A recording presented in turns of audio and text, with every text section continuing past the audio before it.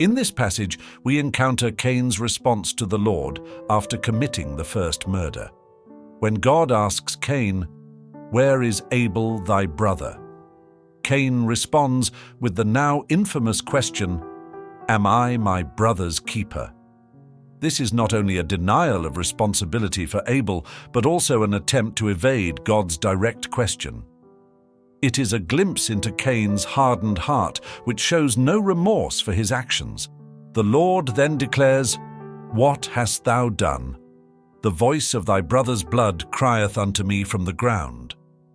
This statement reveals that Abel's blood has a voice, crying out for justice.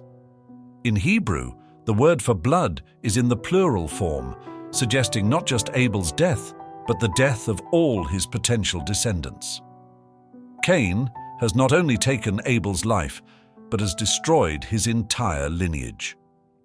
The future generations that would have come from Abel are silenced, and their cries for justice reach God. This understanding emphasizes the gravity of Cain's sin. Abel's blood, along with the potential lives that were lost because of Cain's action, represents a generational cry for justice.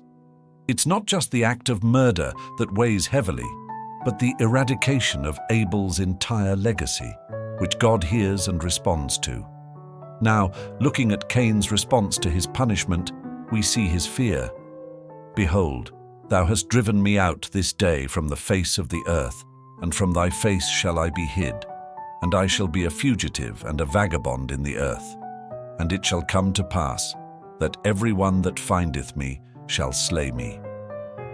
Cain is fully aware of the severity of his crime and the consequences that will follow. He fears for his life, knowing that others will seek to kill him. This verse brings up an important point.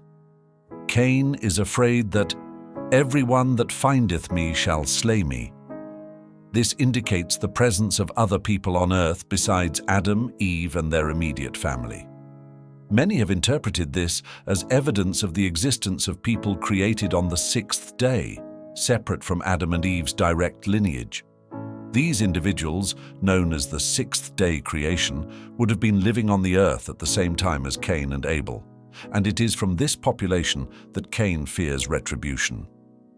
The fact that Cain fears being killed by others supports the idea that there were already established human populations on the earth. This may also explain why Cain eventually went on to build a city, which would require a larger community beyond his immediate family. Additionally, a significant point to note is Cain's curse. Cain is destined to become a fugitive and a vagabond, never to settle in one place or find peace. It's interesting that throughout history, Cain's descendants, according to some interpretations, are not known for being farmers. This aligns with the curse that God placed on Cain. "When thou tillest the ground, it shall not henceforth yield unto thee her strength." Genesis 4:12. Farming, a noble and essential task for survival, was something Cain would never be successful at. The notion that Cain's descendants would be wanderers without the ability to successfully cultivate the land ties back to his punishment. His actions had long-lasting consequences, not only for himself, but also for his offspring, perpetuating a sense of displacement and hardship.